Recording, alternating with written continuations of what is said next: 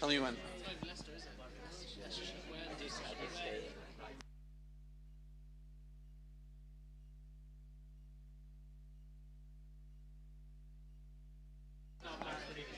صلوات على محمد وآل محمد.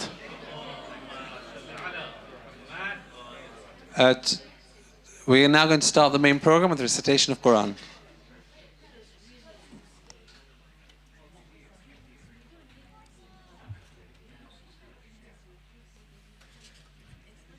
أعوذ بالله من الشيطان الرجيم. بسم الله الرحمن الرحيم.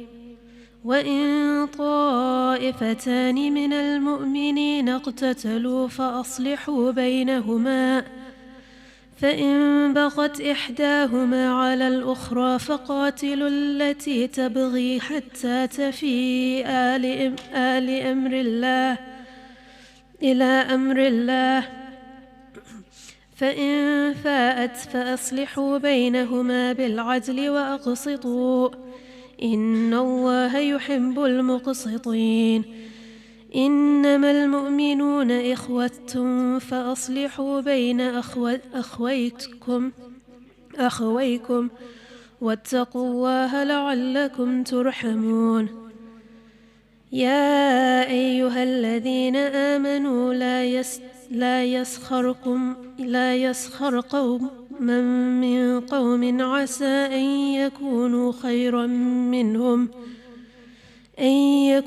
خيرا منهم ولا نساء من نساء عسى أن يكن خيرا منهم ولا تلمزوا أنفسكم ولا تنابزوا بالألقاب بئس الاسم الفسوق بعد الإيمان ومن لم يتب فأولئك هم الظالمون. يا أيها الذين آمنوا اجتنبوا كثيرا من الظن إن بعض الظن إثم ولا تجسسوا ولا يغتب بعضكم بعضا أيحب أحدكم أن يأكل لحم أخيه ميتا فكرهتموه واتقوا الله إن الله تواب رحيم. يا أيها الناس إنا خلقناكم من ذكر وأنثى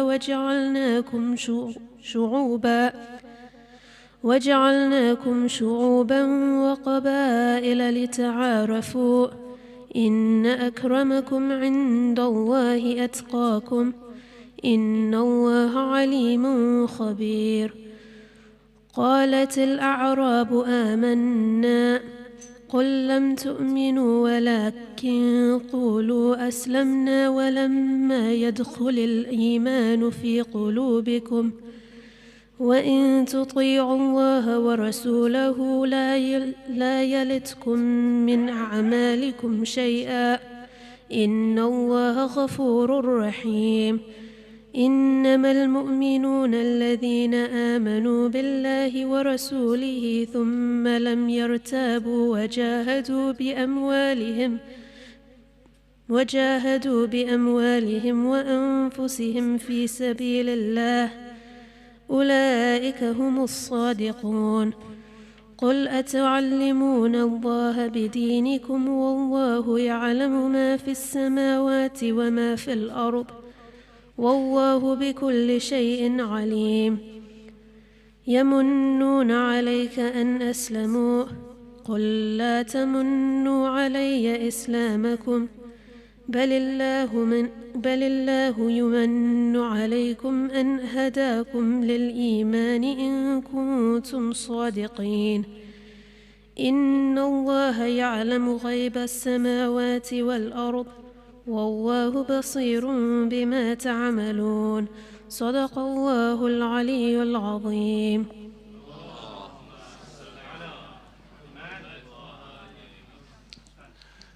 Today we're very fortunate to have Chris Doyle, who will be speaking to us on the topic of what is Israel's endgame in Gaza. Let's welcome him with a round of applause. Chris is the director of Caabu, the Council for Arab-British Understanding. Caabu is a not-for-profit cross-party organisation whose mission it is to work for a British Middle East policy that promotes conflict resolution, human rights and civil society in the Arab world through informed debate and mutual understanding. And we're very fortunate to have him here to give his thoughts on this topic. Well, good evening, ladies and gentlemen. Thank you very much, Miqdad, and for everybody here who's organised this tonight. I suppose just to kick off a little bit about myself, I've been Director of Caabu since 2002. We do a lot of work with parliamentarians, and in particular on this issue that I'm here to talk about tonight, about Palestine, about Palestinian rights, taking our elected representatives off to the West Bank, and indeed, certainly until 2013, to Gaza as well. Since 2013, you weren't able to enter Gaza with a parliamentary delegation via Egypt because the situation in northern Sinai was too dangerous. Worth bearing in mind, it's not often commented upon that when people talk about, Palestinians leaving Gaza and perhaps becoming refugees within Sinai, that the Egyptian army has been facing a massive insurgency in northern Sinai it hasn't been able to control for the last decade and a half. We do that because largely our MPs know that the issue of Palestine is one that many people are very exercised about, but they have little knowledge of it. So it's very important to go out on the ground to see what occupation is like, what settlements are in practice. It sounds very nice, settlements, what are Israeli settlements, communities, etc. But actually when you sit on the ground and they're on the hilltops and they take the water, they crisscross occupied territory in a way that's quite clearly there to control, to take land, to take resources, you get a sense of what it's about. You get a sense of what the barrier is there for, the wall, what the checkpoints do, the way in which the day-to-day life of Palestinians is controlled, restricted in every single facet. So we do that.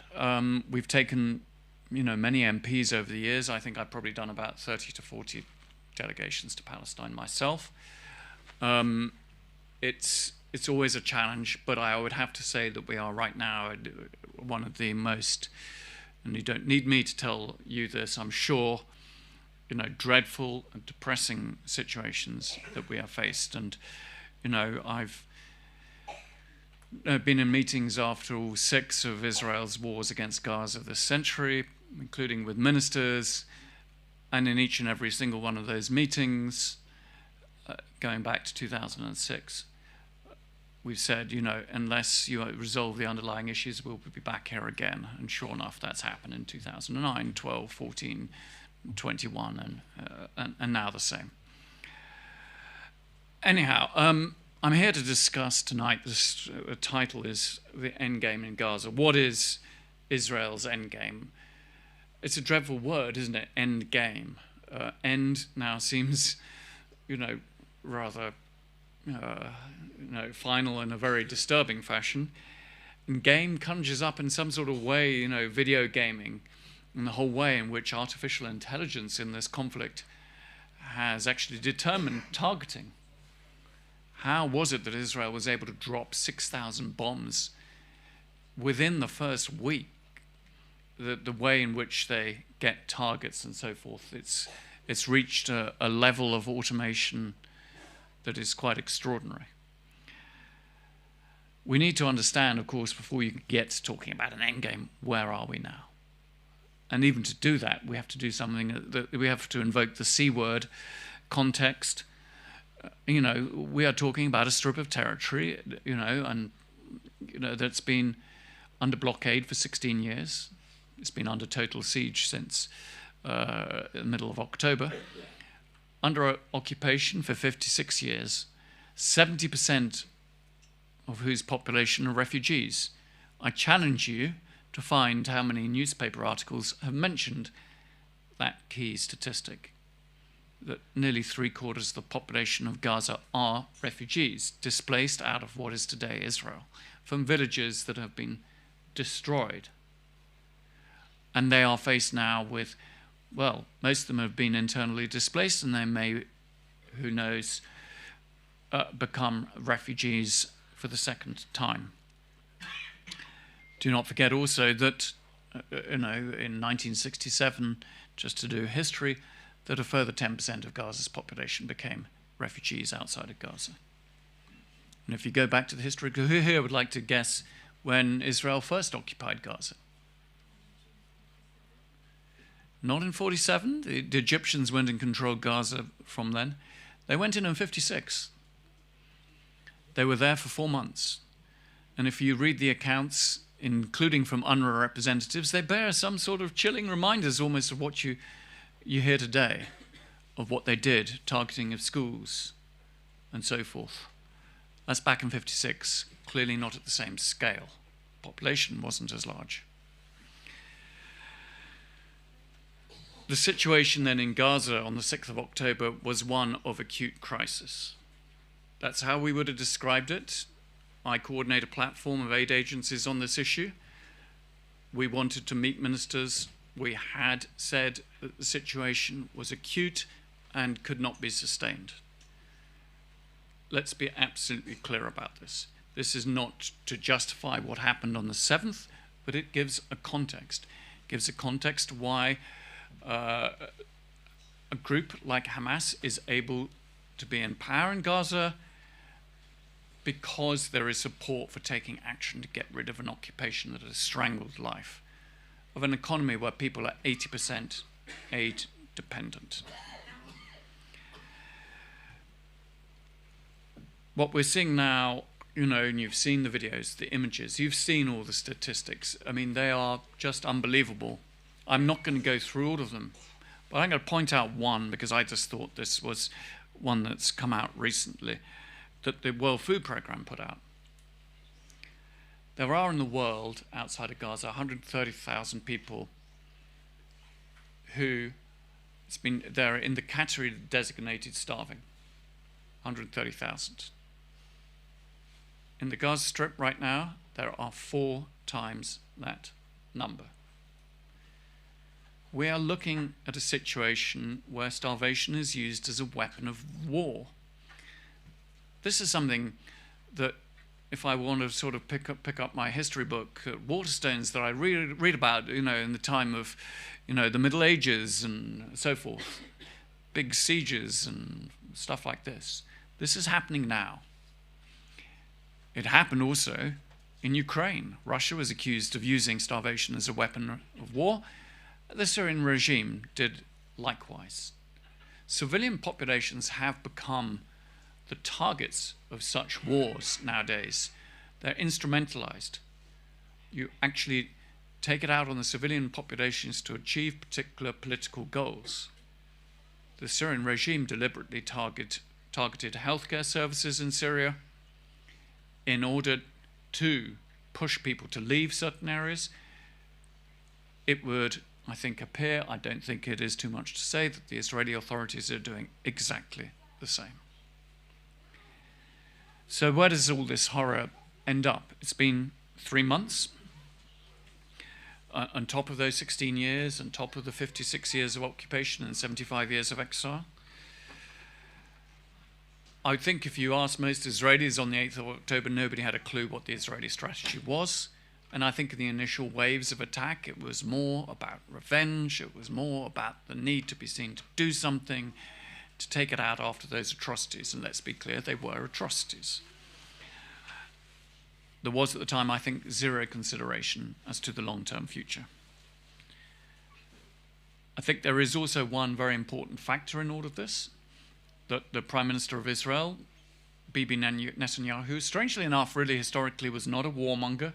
He's always talked about it, but, he always had tried to promote a war in Iran, but never did it.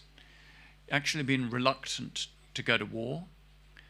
You go to war and you're not really quite sure what happens in it. But on this occasion, being at war keeps him not only in office, but it keeps them out of jail. The moment this war ends, most Israelis want an election, they want him out. The latest opinion poll said 15% want him to remain as prime minister only. When he's not prime minister, when he's out of office, he'll be in court on corruption charges, on bribery charges, and may well face a prison term. So he's got a vested interest in keeping this going. Others in the Israeli cabinet have their own agendas.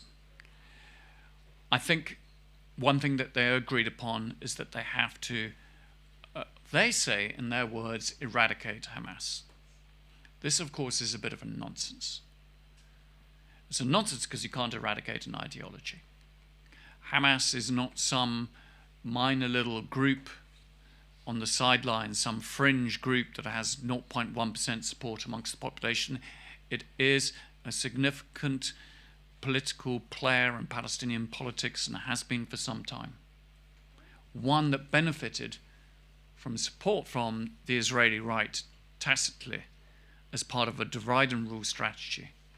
That is, that they supported Hamas as a counter to the Palestine Liberation Organization, the PLO, the national movement, to divide Palestinian politics, to divide them geographically between the West Bank and Gaza as well. We know that, not least because Britain was a master of doing this. Britain in its colonial rule, whether it be in India and elsewhere, mastered the art of divide and rule. We know what it's like. So Hamas is not something that you can eradicate. You might be able to defeat it, but that's different. Hamas might run up the white flag. It might withdraw. It might retreat, yes, but eradicate is a war aim that should never have been made. It might lose power in Gaza. Militarily, Israel will continue to pulverize Gaza, but where does that leave the situation? It's exactly what it's done in each of its 6 previous wars. It's also what it did against Hezbollah in southern Lebanon. It has immense destructive capabilities, there's no question, supplied by the US with weaponry. And it will militarily prevail, I'm quite sure. But in each of these wars, whilst it prevails militarily, it loses politically. The fact that it has to go back for another war demonstrates in many ways a political failure. And this is what we found, let's be honest, after 9/11 and the wars that we've participated on, that it's been very easy to say we're going to go and bomb Raqqa, we're going to go and bomb Mosul, we're going to go and bomb in Afghanistan. But actually to develop a political strategy that's viable has been much harder. How do we get out of Afghanistan and Iraq in a way that's credible? Of course, many of us will believe that we shouldn't have been there, but it's so much easier to start a war than to end it. And I think this is much the case with the Israelis. What do they really hope to achieve? And what for Palestinians? We're talking about an end game for Gaza. What does Hamas aim to achieve? Let's be honest. Those attacks on Israel, killing just under 1,200 Israelis, most of them civilians, the brutality of them, has it achieved anything for Palestinians? Did the rocket attacks that have been carrying out for most of this century achieve anything for Palestinians? Was a single centimetre of Palestinian land liberated? Was it a particular right for Palestinians advanced? I think we need to be very honest about it. I'm unspoken. I'm sorry if people disagree, but it hasn't. But Hamas aren't all the Palestinian people. And they knew in carrying out of those attacks that there would be an Israeli response, and they knew that the people that are going to bear that Israeli response and the penalty of that Israeli response are civilians. That's happened before. They're underground. They knew exactly how the Israeli military would go about it. You could play it out. I think that they are culpable for that. Let me just be very clear. And for me, what gets me up every morning and working on this is the thought of those civilians. Those people who had nothing to do with this, the fathers, wives, children, etc. Remember that half the population are children who didn't, write this check, who didn't vote for these sorts of actions, who want a different future. But what does it want to achieve politically, Hamas, in all of this? That's also very difficult to see. Suck Israel into a long-running war? Maybe.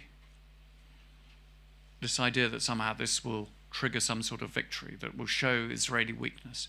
The belief, perhaps, with all the divisions in Israeli society and political system over the last 12 months, that somehow Israel was weak at the moment. It was a vulnerable moment. That could well have been part of it all. But what sort of future do the likes of the leadership of Hamas have for Palestine?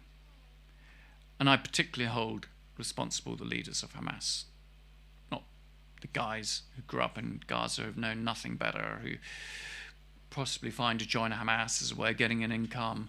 You can fight, you can do something about your situation. I don't blame them, but I do blame those leaders sitting in five-star hotels. I mean, I have some very tough messages for the Israeli leadership too, don't worry. So I'm not sure that Hamas has any credible endgame, other than somehow survival and a survival victory. Really? Is that it? The fact that you're still standing at the end of it?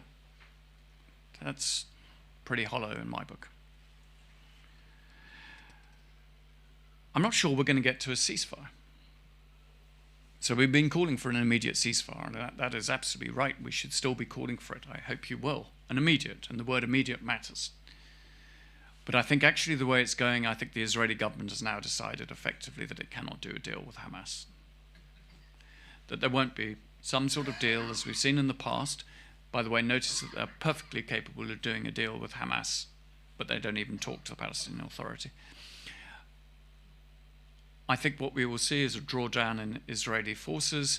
We will see a decrease in Israeli military activity in Gaza. They'll still be there. They'll still be the occupying power. They'll still be, but they will be moving forces out, possibly to the northern front, to prepare for any potential conflict with the Hezbollah. So there may not be this moment that there's some agreement and the guns fall silent. The remaining 128 hostages, Israeli and foreign, in Gaza are released. So I'm not going to count on that anymore. And I think with the assassination of Salah al-Aruri in Beirut, you'd have read about this on Tuesday, was an indication that actually Israel has given up on the idea of negotiating a ceasefire. And I think actually many Israelis have also come to the conclusion that their government was not that determined to get the hostages out. It involves an uncomfortable situation for Netanyahu. He doesn't actually have to make some sort of deal with Hamas. You might get a pause, but not a ceasefire. And I think they are determined to ensure whatever the end game that Hamas is out of power in Gaza.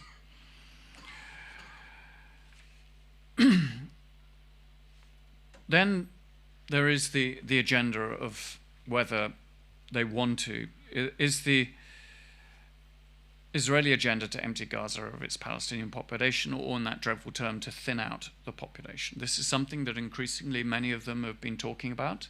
Prime Minister Netanyahu has instructed Ron Dermer to look into this issue. Is that really on the agenda? There have been American expressions of disagreement on this. I wouldn't have said they were particularly forceful. Tariq Ahmed, the British Foreign Office Minister responsible for the Middle East, has said that this shouldn't happen. But when it comes to it, are they really going to stand up to the Israel if they start making deals? There are negotiations with Congo to take in Palestinians, and they say that there will be voluntary emigration. Let me be really clear. There is nothing voluntary now. You cannot bomb,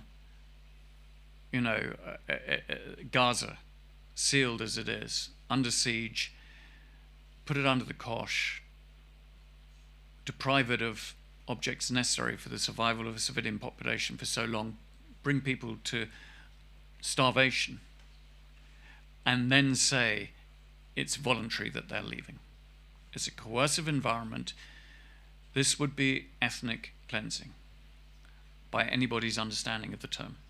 Ethnic cleansing isn't totally, there isn't an agreed definition, but I think that under the common understanding of what ethnic cleansing is, that would constitute ethnic cleansing, and we should not be hesitant in saying so. There are many in the Israeli government who believe that's the way forward. Not all. There's the expansion, there's this expulsionist trend, there's the expansionist trend, that is those who not only might wish to see Palestinians expelled, but actually colonize Gaza, establish settlements once again, and there are ministers who've said that. I wouldn't say it's all of them.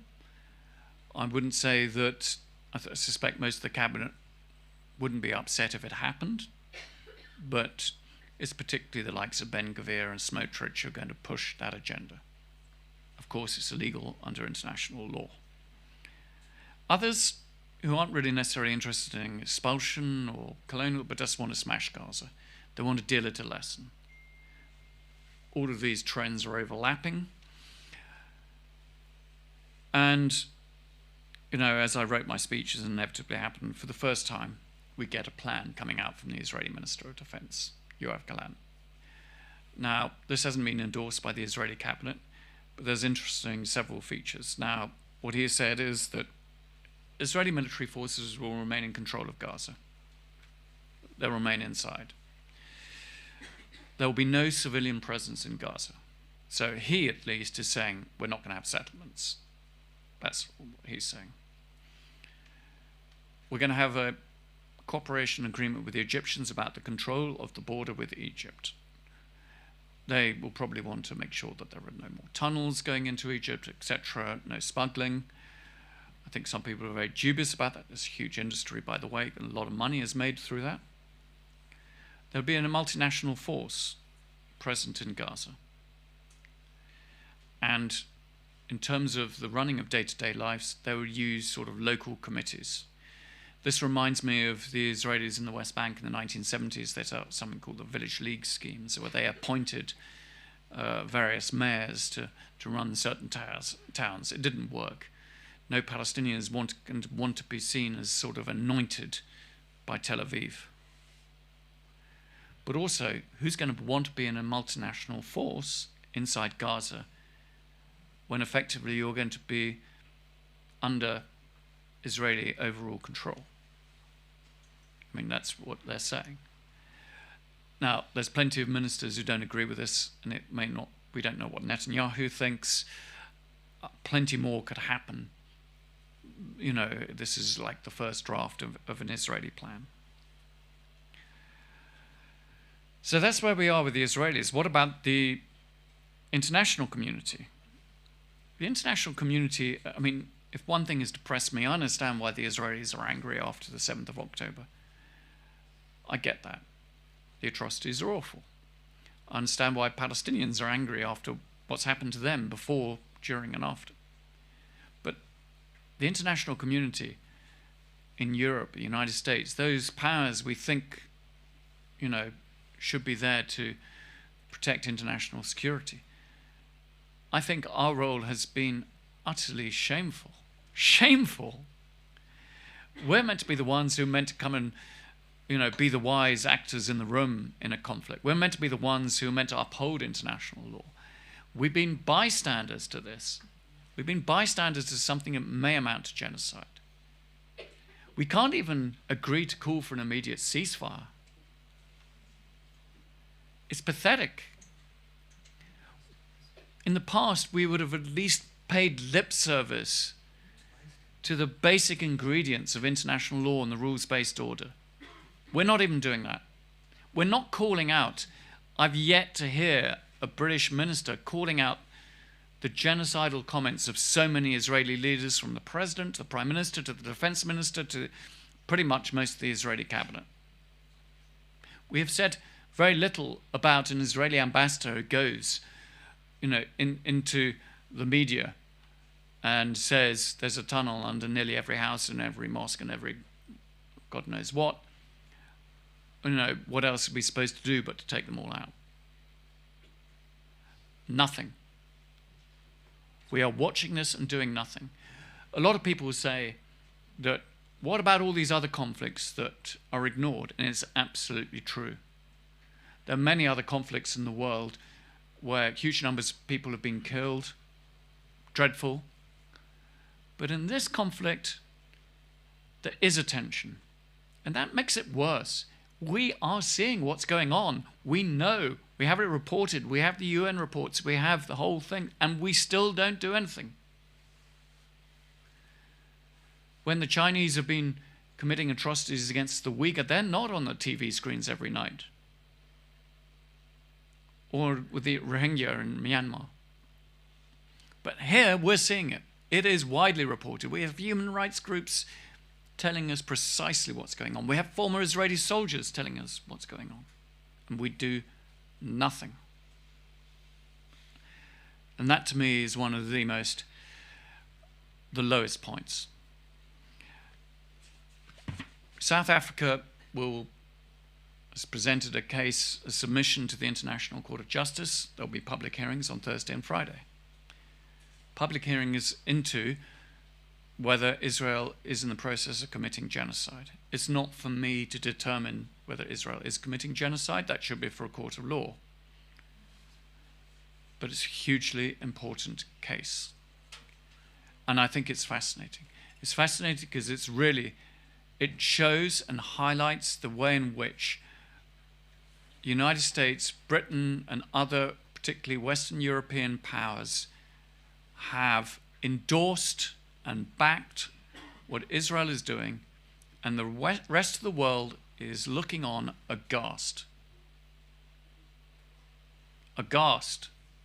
They see the double standards, the hypocrisy, that a year ago we were accusing Russia of all of these things, rightly, using starvation as a weapon of war, and we can't say anything because Israel is doing it. This climate of impunity is quite extraordinary. We should have been doing this before October the 7th. I'm not referring to genocide, but in terms of supporting the investigation of the International Criminal Court and other ways of obtaining justice and accountability. Thank you. I'm going to finish with a few things that, might sort of happen looking to an endgame that isn't necessarily defined by Israel. I think there are some opportunities, though they're fast decreasing, that Gaza has to be able to thrive. It was under blockade. You couldn't go to the West Bank, you couldn't travel, you couldn't trade. A child this age would never have been outside of Gaza, would never have seen a mountain, would never have seen a river. The only planes that they've seen are ones bombing you. That's the life for a kid in Gaza. There is the opportunity, let's say that Hamas is not in power. You have a different authority in Gaza. And that the Israelis don't have that excuse. That Gaza can be opened up. Can have a port, an airport. People can start to trade, conduct normal life. That's what we've got to believe in. There needs to be Palestinian elections. It might be municipal elections in Gaza first, and in a few years' time, proper national elections to give Palestinians the ability to choose their leadership. It's very important.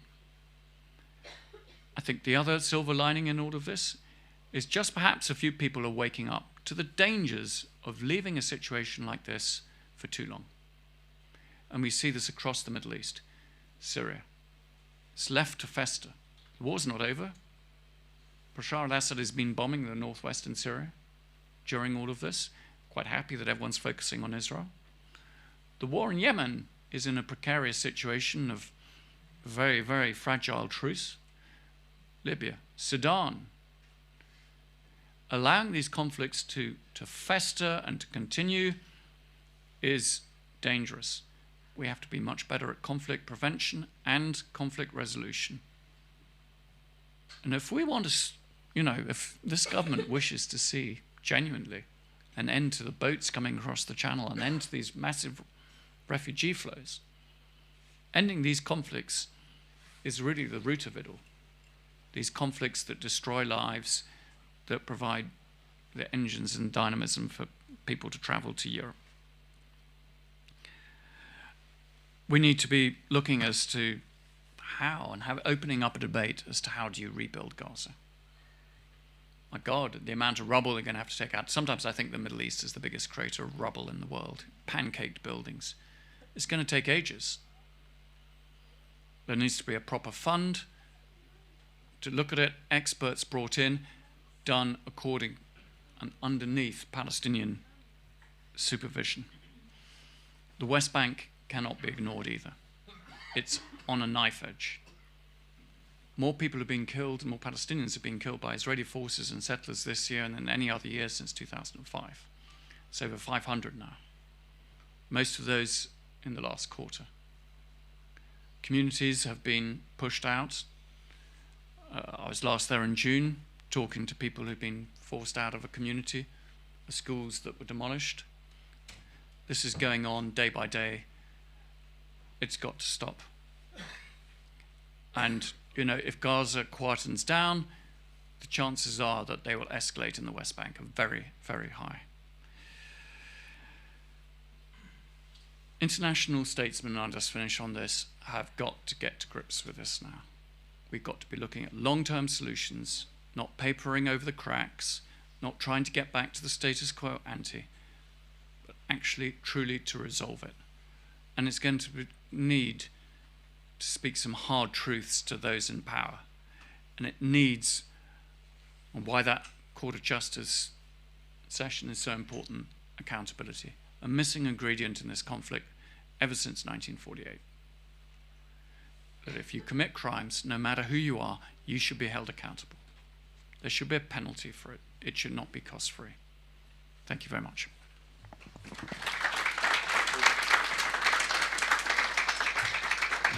Thank you very much, Chris, for speaking to us and giving us your insights on this. We do have some time for questions. If you do have questions, please put your hand and I'll try and get around to as many people as possible.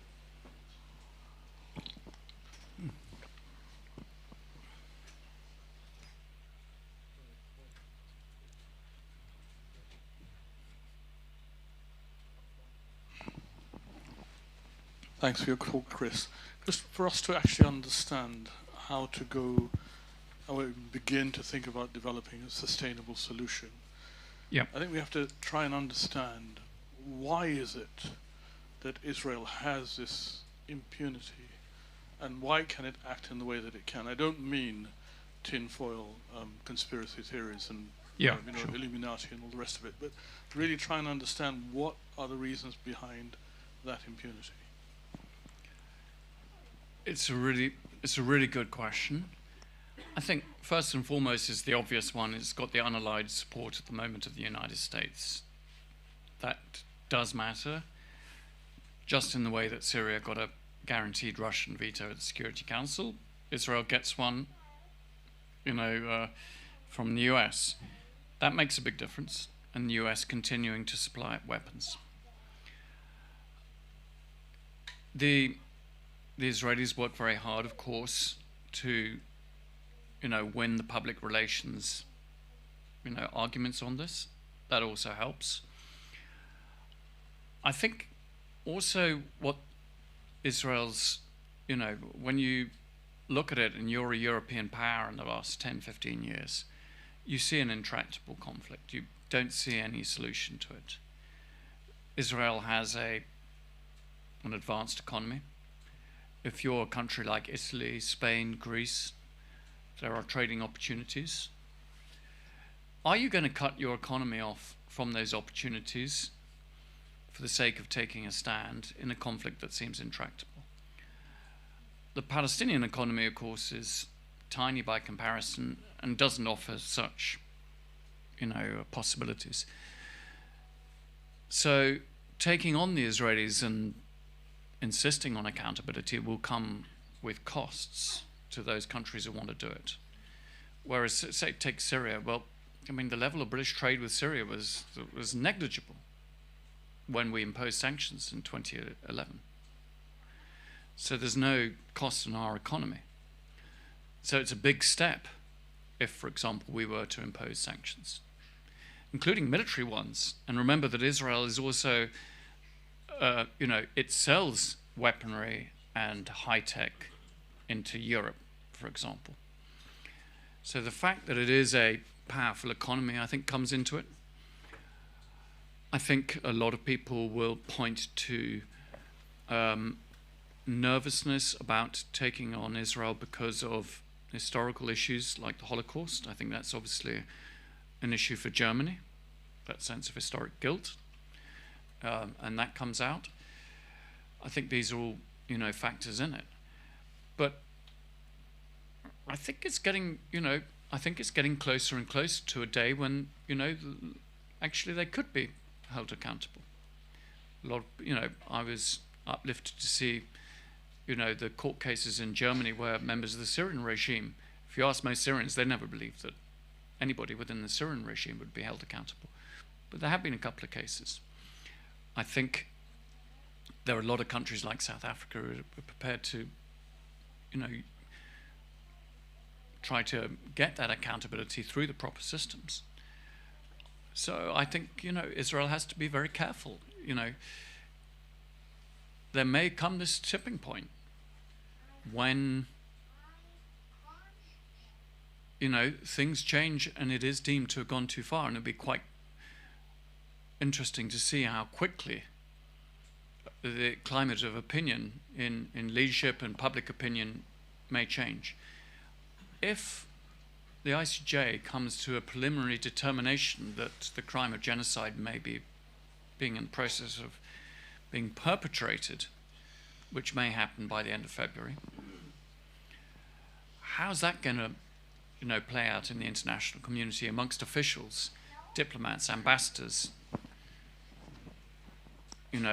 We have a military relationship with a country that may be perpetrating genocide, and the International Court of Justice has said this. That's not a good place to be in. So I haven't given up hope that, that climate of accountability, will last. I think there are possibilities. I don't want it to come, though, as a result of a genocide having been perpetrated. I would like it to stop. I'd like there to be a deterrent effect. It's what already has happened is bad enough. What I will say is, for all the very slick Israeli Hasbara and all their trained spokespeople and all the rest of it, and they put a lot of effort into it, the one thing in all of these conflicts, going back to 1982, their invasion of Lebanon, they can never get over is the very images that their military forces create. When I speak in the media, I sort of think of, speaking to members of my family who don't know much about this issue, how I might speak to them. And I know, talking to them, it's like when they see sort of like moonscapes in southern Lebanon or in Gaza, pummeled buildings sort of pancaked, they scratch their heads and say, I may not know much about this conflict, but something's not right here. And those images are the things I think that truly shake support for the Israelis. I think you can have Mark Regev on all day, but you can't really talk your way out of that one. And when you see those videos coming out, I think the Israelis are losing a lot of international support. Given what they're doing, they deserve to. Oh.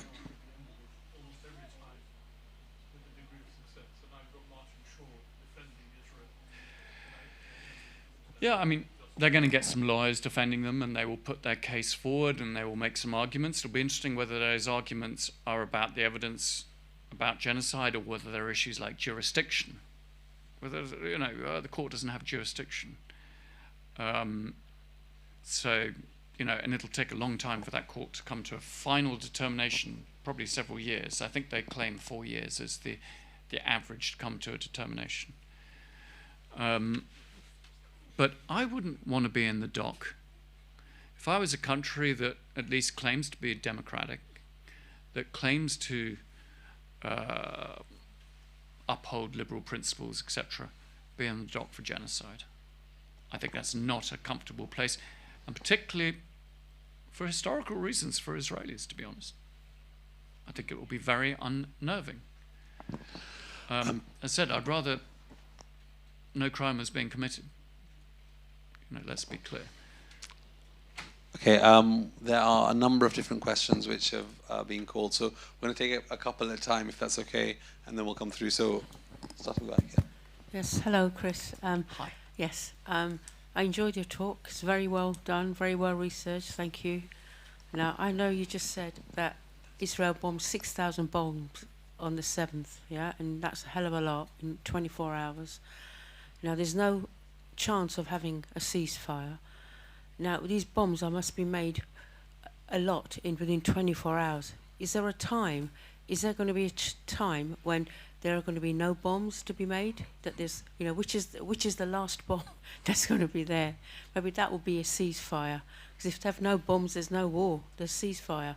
So how long does it take to make these super bombs? They must run out of it sometime. You run out of food, you run out of water, you run out of aid, you run out of medicine. But come on, this... Blimey. Bombs and bullets, it always seems to be the one thing that nobody seems to run out of. Let me just sort of correct, it was 6,000 bombs after about the first week, which to drop 6,000 bombs, and remember that as a military, you're meant to justify each and every target. You can't just drop a bomb, particularly the scale of these bombs. If you've got to determine that's a genuine, bona fide, illegitimate military target. So that has to be taken into consideration.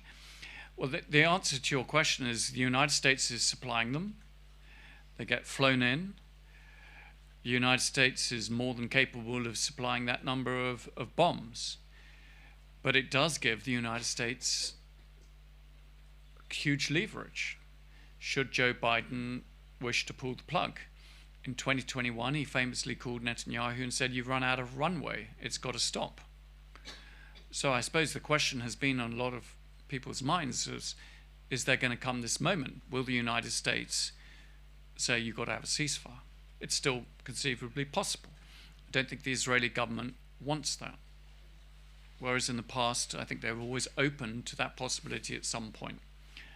So the United States has a huge role in this, And if the United States were to stop supplying bombs tomorrow, then I'd have to come back to you as to what the Israeli capacity for production of weaponry.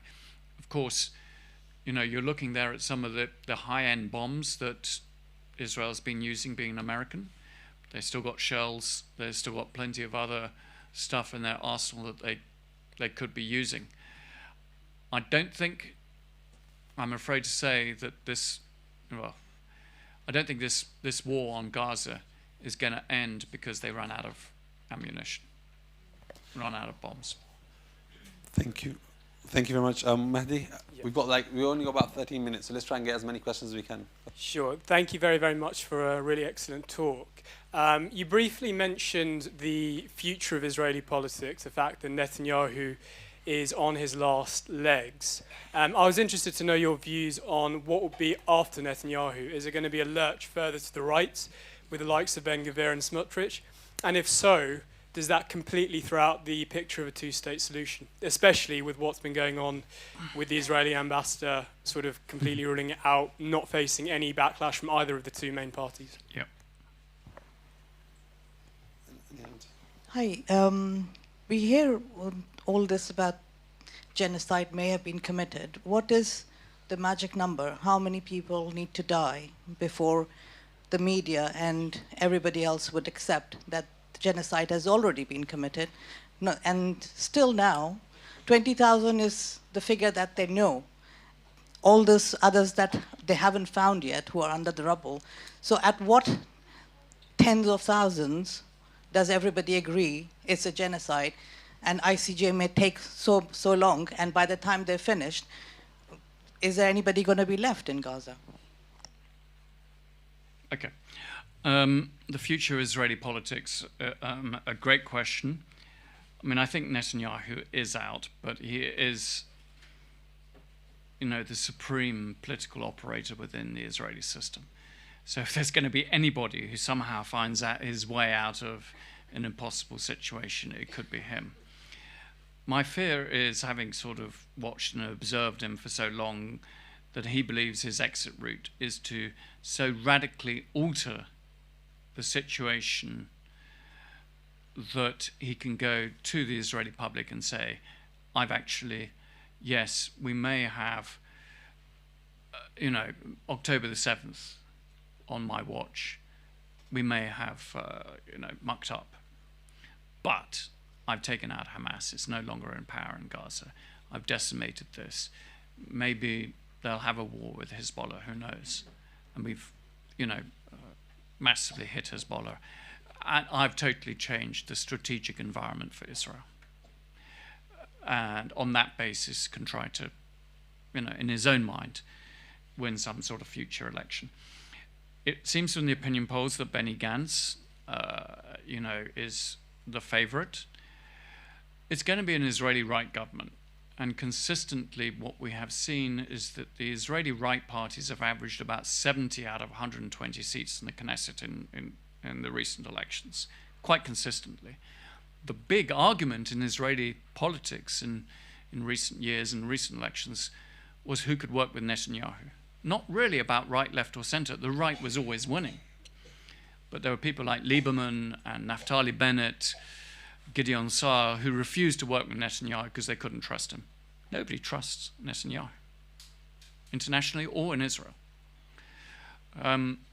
And so looking at it, my guess would be that you will see an Israeli right government that won't require the support of the likes of Ben Gvir and Smotrich. And, you know, so they will have a much more standard right-wing government, probably lots of former generals. The Israeli military is front and center in Israeli politics right now. I think it's probably where most Israelis will head to in terms of support. As an institution that they respect, they will fight in it, etc. So I don't think we're going to see some, you know, great leftist, centrist government. Genocide. I don't think there is a magic number. There's various things that go into a determination as to whether the crime of genocide is going on, which is to destroy a people, in brief shorthand, in whole or in part. The Genocide Convention contains quite a strong definition of what it means. I think it won't be so much about number, it is about intent. Can it be proven that the intent of Israeli military operations is to destroy the Palestinian population in Gaza in whole or in part? The Israeli legal teams, you mentioned who's going to be part of it, will argue that this is an unfortunate collateral damage of their attempt to get Hamas out of Gaza. The South African submission argues that it's a deliberate attempt to basically wipe out, commit genocide against the Palestinian people, brought about not just by the bombing, but the siege, spread of disease, and creating a situation where life is no longer tenable in the Gaza Strip. And that's where the arguments. So, you know, if this Israeli military operation continues in the same fashion for the next 2 to 3 months, we may see another 20, 30,000 killed. I'm not sure that will necessarily change the determination. It's more about the intent. And I'll finish on this point. One of the strangest things in terms of what the Israelis have done, I mean, I mentioned Mark Regev as a spokesperson, very slick. We do everything possible to minimize civilian casualties. Well, he's the sort of front end along with the others. And they say this the whole time. They, you know, say all the right things in a way. But Israeli ministers, Prime Minister, President, are coming out and saying there's no innocent people in Gaza. We're there to destroy it. I mean, they come out with chilling statements. There's now a whole database of 500 genocidal statements. So actually in front of a court, this issue of intent, there's actually quite a lot of evidence of intent. They may say and may try to argue that this is angry Israeli politicians sounding off, or, you know, it's not policy or whatever, but actually, you know, it will not look good in court when you've said these things. We'll see how it all goes. Thank you. We've got 3 final questions and then we'll end. So Akhil, Sahar and Raed. Okay, so this is an interesting thing. I'm sort of looking forward, right? People are talking about a 2-state solution, and I think there was a question here before. When negotiation happens between 2 parties for 2 states, a party that is powerful will never come to negotiations. Something has to happen to bring the powerful party down to the level where they decide that it's not worth it and they have to negotiate. And for that to happen, I'm not going to say it, but we're talking about a regional conflict. Okay? So that's the way forward for that. Okay.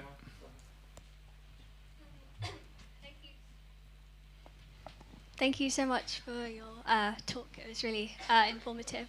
I just wondered if you could maybe, you talked a lot about the kind of initial reaction to October the 7th as being like wanting to do something and kind of revenge. And then we've seen how the Israeli officials have kind of continued to kind of, like you said, been very kind of clear with their kind of intent, specifically in terms of genocide. I wondered if you might be able to speak a bit about how all this kind of fits in the plan for Gaza,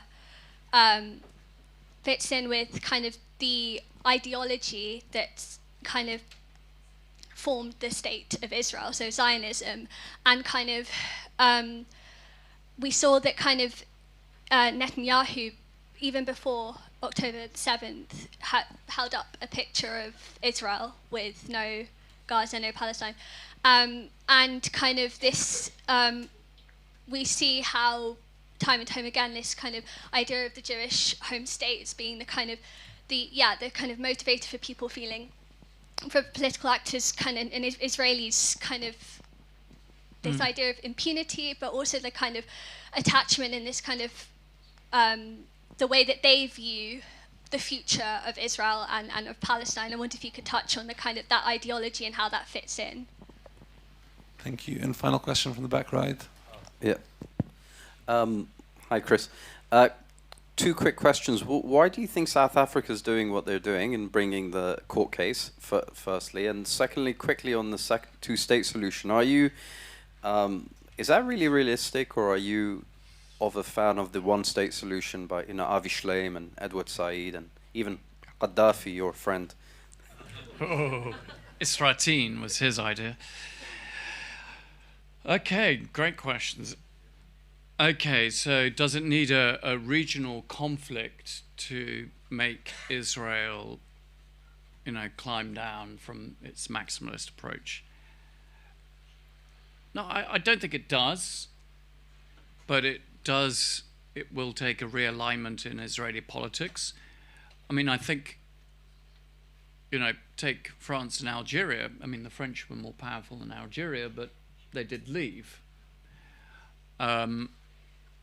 If I was being critical of Palestinian politics over the decades, it was the inability or unwillingness to reach out to the Israeli public, to go behind the Israeli politicians to say, we can live together, but, you know, these are the terms.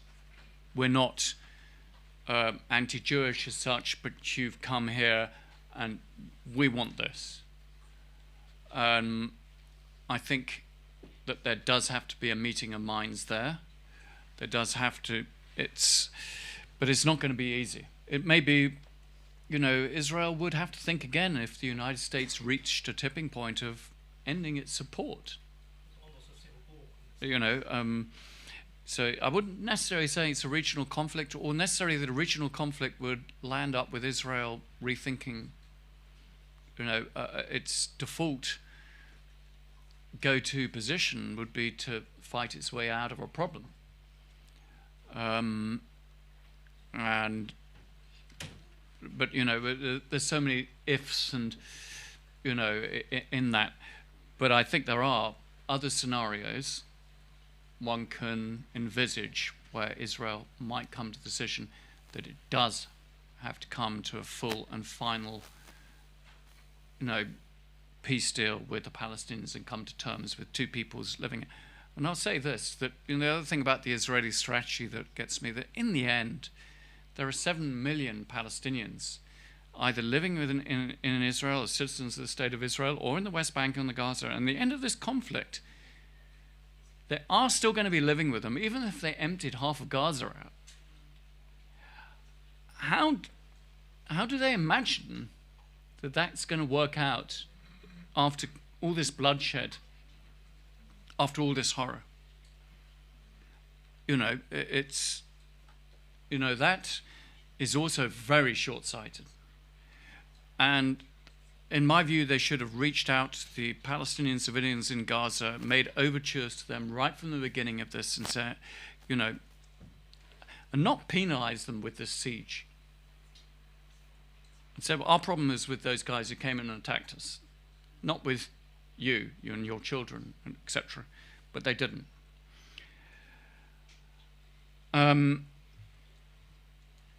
Now, okay, sorry, the next questions. Why South Africa? Well, your question about Israeli ideology. I think that Israel's got a lot of different political factions, so talking about one ideology is quite problematic. Netanyahu has a specific one. It's rooted in Likud, revisionist Zionism.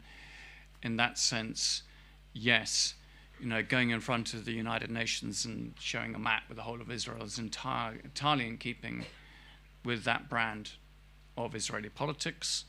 He voted against Oslo. He has never supported a Palestinian state. The closest he came to it was he said, well, the Palestinians can have their autonomous areas and they can run this and they can run that. They won't have control of the borders. They won't have a military, blah, blah. And if you want to call that a state, you can call it a state. And he talked about, if you may remember, a Palestinian state minus. So the Likud wing of the party has always been about really not having a Palestinian state, but to ensure the Palestinians were third-class, powerless, minority under Israeli control.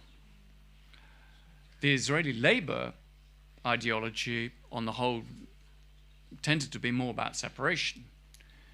It was always the Israeli Labour Party that was keener on two states, was keener on separating Jews and non-Jews, that built settlements close to the Green Line because then they could be annexed. And we have two separate. It was an Israeli Labour idea to have the separation wall. They were always obsessed with the percentage of Jews in a state versus non-Jews, much more than Likud. So there are different, views as to how going forward. And then, of course, you get the, ultra-nationalists of Ben Gvir and Smotrich, who basically see no future, really, for Palestinians on the land at all, except some sort of slave labour. I'm not sure if I've totally answered your question, but I think I don't see that at the end of this that those ideologies are going to be too shattered. But I think Israeli politics will shift ever further to the right on this issue. I think it'll be less willing to accommodate Palestinians. I don't think they're going to.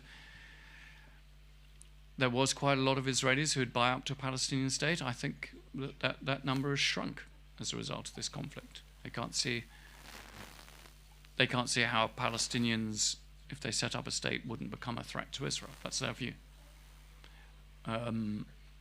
So that's going to be a challenge. What does it mean in terms of the future? I mean, are you going to have an apartheid system permanently? I believe there is a system of apartheid that is actually, there, and particularly in the West Bank. So I think that's really challenging. Do I support a two-state solution or one-state solution? it's not for me to support one of these solutions. It's for Israelis and Palestinians who have to come to a determination as to their futures. What I would say as an outsider, somebody advocating on this, is that the ingredients to any solution I think are quite clear, and it does mean that both peoples have to be able to live in dignity and freedom with their rights respected. There'll have to be compromises on that. If that is achieved by two states living side by side, you know, fine. But it will mean the end of occupation. It has to mean you can't bring about a Palestinian state which is like, you know, 50% of the West Bank in some sort of Bantustans and say that that is a proper two-state solution that has come about by the end of occupation. You have to end the occupation. And you have to have equal rights. If it's a one-state solution, it has to be one of equal rights. Both of them right now look a long, long way away. So, you know, a lot further away than they did on 6th of October. You know, to be honest. You asked about why South Africa. Well, based on what South African officials have said, I mean, I think, you know, South Africa is sensitive on the issue of what Israel is doing in terms of, not least, the issue of apartheid and genocide. I think South Africa is also attempting to assume a leadership role and to speak up for other countries, you know, that are appalled by what's going on. And credit to them. You know, they're taking it on. The risk is there. Let me be clear. If you go to court like this, with a very high threshold on an issue of genocide, there is a risk that the findings won't go in their favor. But I'll make this point really very, very clear, I hope. If it is not established that Israel is committing the crime of genocide, it does not mean that it is not committing serious violations of international law and crimes against humanity. That should be for the International Criminal Court to decide. It's not for the ICJ to decide. The International Court of Justice doesn't decide on those issues. It's a strange thing where they determine on the issue of a genocide.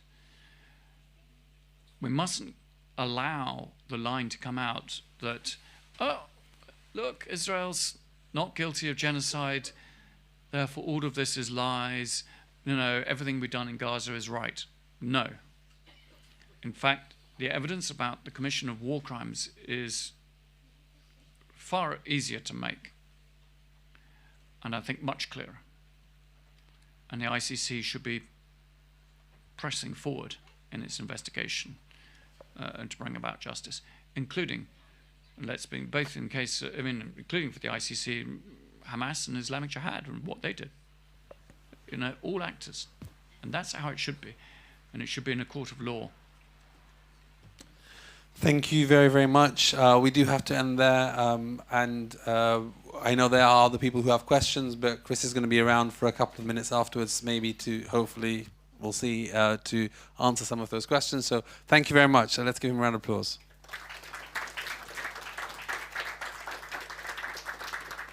Just a few announcements. Next week we have Sheikh Haydar